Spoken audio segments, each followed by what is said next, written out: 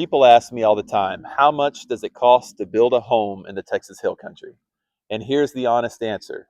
Most of the numbers you're finding online are either outdated or way too low or missing some really important pieces.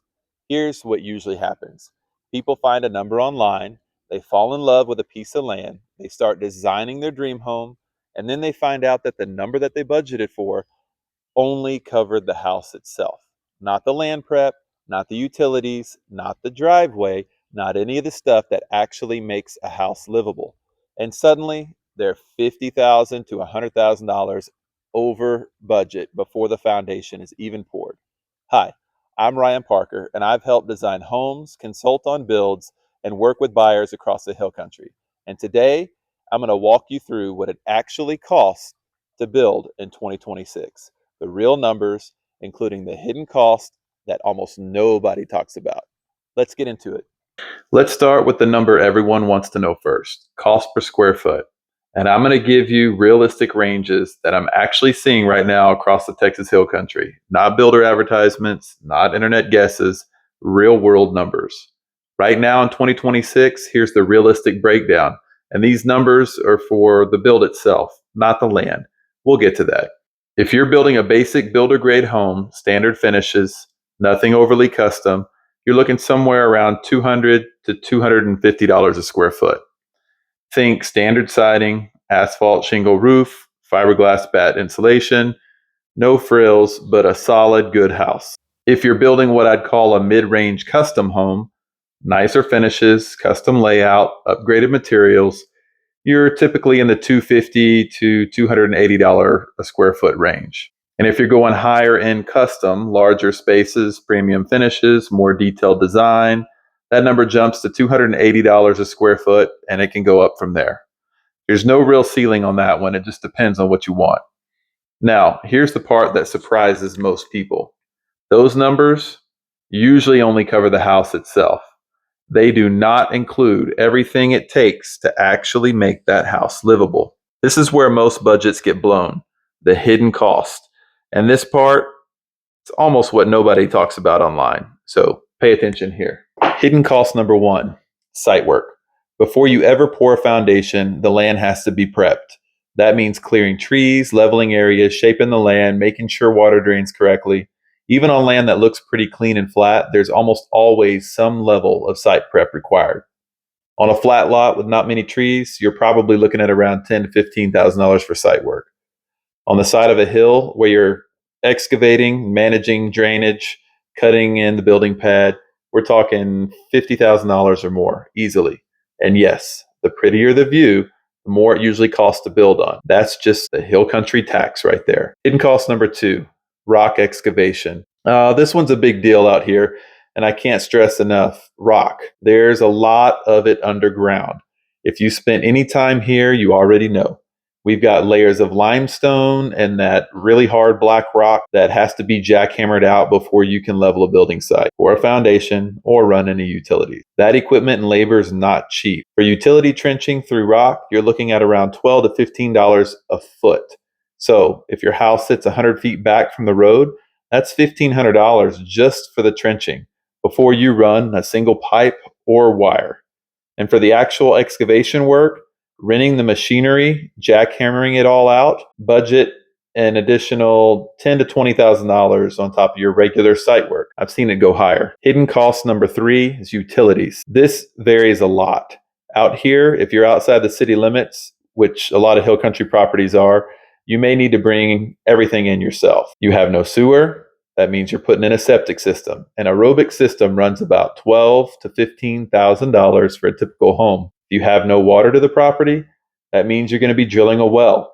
That can run around $40,000 depending on depth and conditions. If you have no electricity, pulling power from a neighboring property is around $5,000 just to get it to the lot, and then add about $5 a foot to get it from the road to the house. If you need gas and you don't have a gas line, you'll need propane. A 250-gallon buried tank is about $6,000 right now, and that's not including filling it up. At almost $4 a gallon for 250 gallons, you can do the math yourself. Hidden cost number four, driveways. Here's one that surprises a lot of people. A standard driveway is about 12 feet wide, and if your house sits 100 feet off the road, you can do the math on that square footage and then multiply that by about $5 a square foot. And that doesn't include the backup pad at the garage, which is typically the full width of the garage by at least 25 feet deep. Depending on the length and terrain, you're looking at about $5,000 to $30,000 or more for that driveway. Hidden cost number 5, your HVAC. This is your home's air conditioning system. This one is even catching builders off guard right now. A few years ago, an HVAC system for a 3,000 square foot home might have cost you about $15,000. But today, it's closer to 25 or 30,000. It's basically doubled. If somebody gave you a quote 2 or 3 years ago, you might as well throw it away and start over. Hidden cost number 6, allowances and overages. This is one of my personal favorite, and by favorite, I mean the one that happens the most on every single build. We price out homes with what we think are generous allowances for finishes: countertops, cabinets, fixtures, lighting, doorknobs, cabinet hardware, all of it. And people go out and pick their stuff, and it never fails. Oh, we can go over just a little bit on the countertops. Well, we really love this light fixture, so we're just going to pay a little bit extra. 30 line items later, and they've gone over just a little bit on every single one. And now that number is not looking so little anymore. This happens every single time, so budget for it. Hidden cost number 7, roofing upgrades. The base price assumes a standard asphalt composition roof. Reliable gets the job done, but a lot of people get into, and they decide that they like metal or another type of roof. Metal looks great and lasts forever out here. The catch, metal roofing is about 3 times the cost of composite. It's worth considering in the long term, but you need to know that going in. Hidden cost number 8, insulation. Same idea. Standard fiberglass bat is what's in the base price. A lot of homeowners come in wanting spray foam, which is a smart choice for the Texas summers. But spray foam, it's going to cost you about 2.5 times more than fiberglass bat. So that'll move your number as well. And hidden costs number 9, landscaping. Most builders don't include landscaping at all in their estimates, and people are genuinely shocked whenever they get there. By the time you grade the yard, slope it away from the house, put in a sprinkler system, lay sod, flowers, rock ledges, retaining walls, you can easily spend $20,000 on a single acre lot. And that's not even going crazy. That's just the basics. I'll throw in an extra. Hidden cost number 10, not expecting the unexpected. People who don't budget for surprises will end up more stressed and over budget in the end. You can build the same house 10 times, and each time a new surprise will arise. That's just the nature of building. It is not a perfect science. One of the biggest mistakes I see people make is assuming land all costs the same to build on. That's not true at all. 2 lots might both be listed at $100,000, but one of them might cost you $50,000 more to build on than the other. Same price tag on paper, but completely different story in reality. Flat land is cheaper to build on. Slope land costs more. Easy road access costs less. Long driveways, retaining walls, special drainage, all those cost more. And here's the kicker. Sometimes the land that looks the most beautiful is actually the most expensive to build on. That dramatic hilltop view with the big slope and the exposed limestone, it's gorgeous. Also going to add tens of thousands of dollars to your project before you ever pick a countertop. This is exactly why having a realtor or broker who actually knows what they're looking at, not just what the land costs, but what it's going to cost to build on it, what utilities you're going to need, and what that lot is going to do to your total project budget makes a massive difference. A good broker isn't just finding you land. They're helping you avoid a $50,000 mistake on day 1 before you ever break ground. That's not a small thing.